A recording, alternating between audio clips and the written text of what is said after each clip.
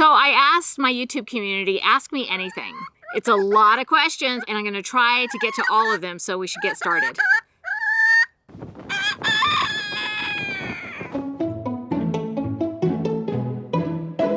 Hello, friends. Welcome to Chickenlandia. My name is Dahlia. I'm a backyard chicken educator, also known as the president of Chickenlandia. Isn't that right? Raising chickens has been the best way for me to find peace and joy in my life, and I want to help you find that too. Oh my gosh, little mama, you are being very disruptive in class. Here. Okay, I'll put some food down here. Okay? Look, there's your food. So if you're wondering where I got these questions from, I got them from the community posts on YouTube. So if you want to participate in future Ask Me Anythings, you have to subscribe, okay? Because I think only people that subscribe see the community posts. I'm not sure. Subscribe anyway. Okay, are untreated Timothy hay bales safe in the chicken run? So the short answer is yes, I do believe that it is safe to have Timothy hay bales in the chicken run, with the caveat that there could possibly be an elevated risk of a chicken eating too much of the Timothy hay, or just not like breaking it apart when they eat it and ending up with an impacted crop, okay? If a chicken is getting an impacted crop from eating, roughage like this, they likely have other issues going on, because they should be able to process that. And they also shouldn't be gorging on it. If they are gorging on it and they aren't processing it and you're ending up with impacted crops, I would obviously discontinue the Timothy hay bales and find another way to insulate the run, because that's what I assume, that you're using the bales to kind of just add some extra insulation during the winter time, or possibly give the chicken something to do during the winter time. So yeah, I would weigh those risks. I think there's probably some people that are like, well, this is what I have. I really need that extra insulation. My chickens are nice and healthy and doing very well otherwise, so this is what I'm gonna do. And I think you just have to weigh that and go with your gut on it. I love observing my chickens and their relationships to each other. I have some girls that clearly have a BFF, but people tell me I'm imagining things. Do your girls have BFFs? Yes. You're not imagining things. Like my chickens have their little friends. They get in little cliques that they hang around with, and that is like totally normal. Everybody that has chickens knows about that chickens will pair up, or they'll get into little groups, and that's who they will generally be around throughout their days. And there's like boyfriend and girlfriend chickens too, because like Bubblicious and Charlie, they love to be together all the time. So there you go. Okay, are the chances of two roosters getting along better if they are siblings? Yes. Or if they are brooder mates, the chances are better for them to get along as they grow into adults and their hormones start to kick in. That being said, with roosters, you always have a contingency plan. Always. Because like even Bubble Yum and Zorro, they grew up together and they loved each other, and then they started fighting a little bit. They got over it, but I had to like really consider, oh my gosh, do I need to rehome one of them? And I did end up rehoming Bubble Yum, but that was because I just had too many roosters. But have your contingency plan and make sure that in case it doesn't work out and in case fighting happens and you just can't get a hold of it, that you have an alternative plan that you can go with, okay? And if you have that figured out beforehand, it's gonna be way less stressful for you. Okay, I have many more questions to go, but before I go on, I wanna tell you that this video was brought to you by the wonderful folks at Scratch and Peck Feeds. I absolutely love this company. Scratch and Peck has been with me from the beginning. They are awesome. They have supported me forever, and I'm super loyal to them. Not only because they're great people, but because they have the best feed in the universe. So go check them out. I will leave a link for you in the description, and I will put a coupon code in there for you too.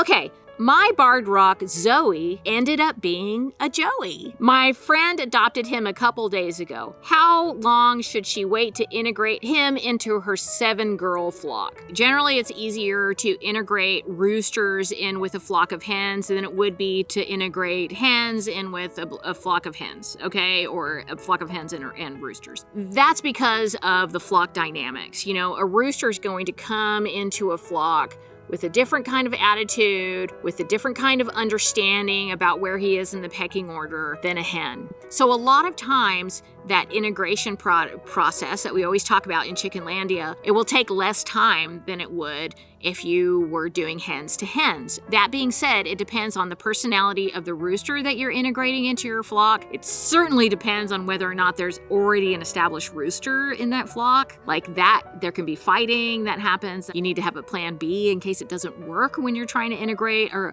rooster into a flock that already has a rooster. And then it also depends on the personality of your flock, okay? Because every flock has its own kind of personality. The other thing that matters is the size of the rooster. So if you've got this little itty bitty boy, if you are integrating him into a flock of big hens, they're probably going to beat him up, okay, if you just throw him in there. You need to do a slow integration process with him. I would just tell your friend to, keep an eye on them. And when she feels like, you know what, I think they would be okay if I put them together, just try. It's possible that she will have to put him away again if there's some fighting or whatever, but it could also be possible that he just integrates really well with the flock and they accept him. This is one of those situations where you listen to your intuition, you follow your heart, and you go with that, okay? Realistically, what is a good number of chickens to start with for a first-time chicken owner? What I usually recommend is 1 chicken per household member, with a minimum of 4 chickens, if you can have 4 chickens wherever you live, if that's within the law, okay? Because some places they're like, you can only have 2 chickens or you can only have 3 chickens. If you can have 4 chickens, that would be the minimum that I would say to start out with. If you start out with 2 chickens and you lose one, then you're gonna have 1 lonely baby chick or 1 lonely chicken, and you're gonna have to fix that really quickly because they can get depressed. They're flock animals. They need other members of their flock in order to feel secure. So you're going to have to find a baby chick that's around the same age or find another chicken, and then you have to do an integration process that can be stressful for new time chicken keepers, okay? And then, you could have 3 chickens.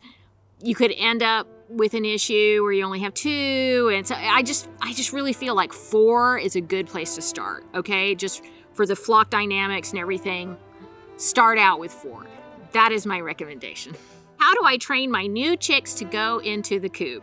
Okay, so if you have baby chicks and you raise them in a brooder and you take them out into the chicken yard, and at night, instead of going into the coop, they're all like huddled underneath the coop or next to the coop and they're like sleeping on the floor. It's because they don't have mama hen to tell them where to go. Okay, so you're being their mama hen. So it's possible that you will have to pick them up and physically put them in the coop.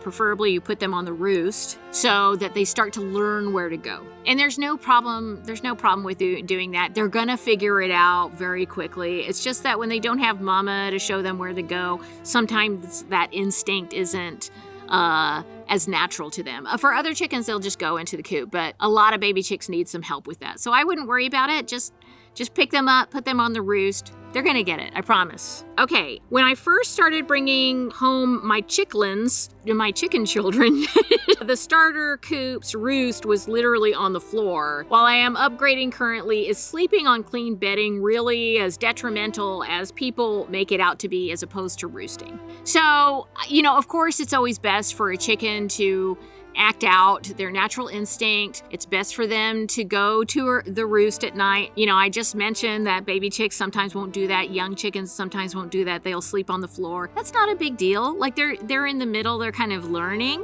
And if you're in a transition and you're building a coop for them and they're having to sleep on shavings for a little while, I would not worry about that at all. First of all, they're in a transition, so it's a temporary thing. And second of all, it's like they're not in a factory farm. This is temporary. You're doing great. Keep going for it. Keep being a good chicken parent. Okay, Mycoplasma gallisepticum.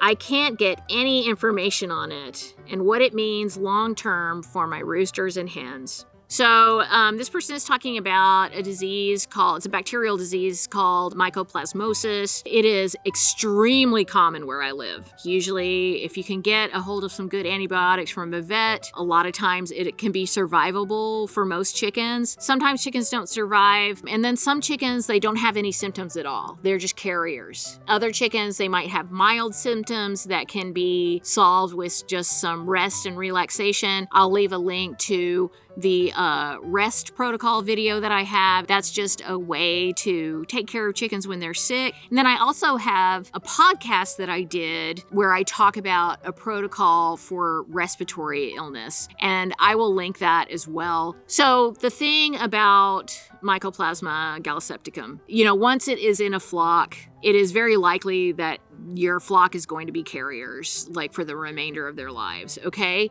That being said, it is not a death sentence for your whole flock.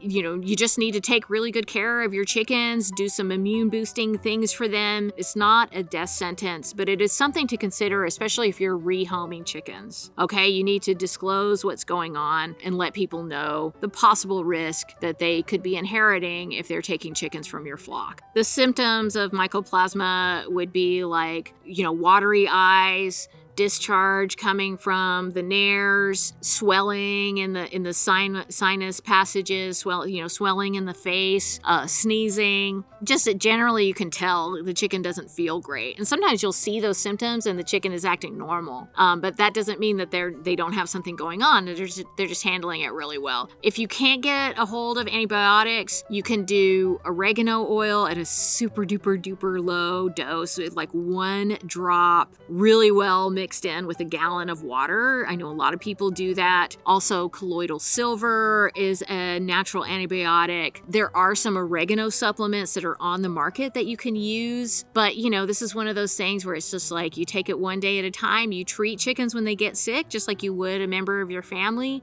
and you take it into consideration if you're rehoming your chickens, okay? Are there ever times for you when chicken keeping becomes more stressful than enjoyable? Or times that you feel overwhelmed by it? If so, what do you do in those moments? So I was just talking about this very recently because, as you guys know, I had a situation where I had some chickens pass away very unexpectedly. And then I thought that my chickens were being, that they had been poisoned possibly by a mushroom in the yard, or maybe they had some kind of disease. I still don't know exactly what happened. I still have Flo and she's doing really well. I still have Charlie.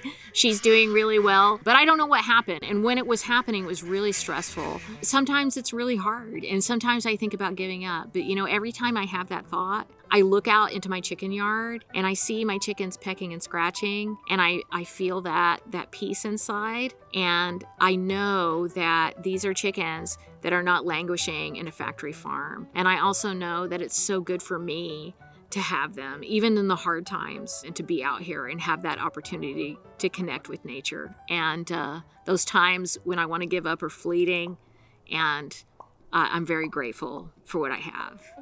Oh my gosh, guys, there are so many questions. I get questions every single day. I get so many questions. Like if I spent all my time answering everyone's questions about their flock, that would be all I would do. I would have no way of offering this kind of free content for you, which I absolutely love to do. One thing I do have is I have an online course. It is called Backyard Chickens 101, a chicken course for everyone. One of the great things about this course is that you get direct access to me. So if you have a question, you can ask me within the course, and I get to those very quickly. I really prioritize my course students. Aside from that, you also learn how to easily decide how many chickens you can keep in the space that you have. You also learn how to keep baby chicks healthy naturally. You will learn how to have a user-friendly coop that your chickens love, that you and your chickens love. You learn how to keep your chickens safe from wildlife. And you also learn how to have healthy chickens without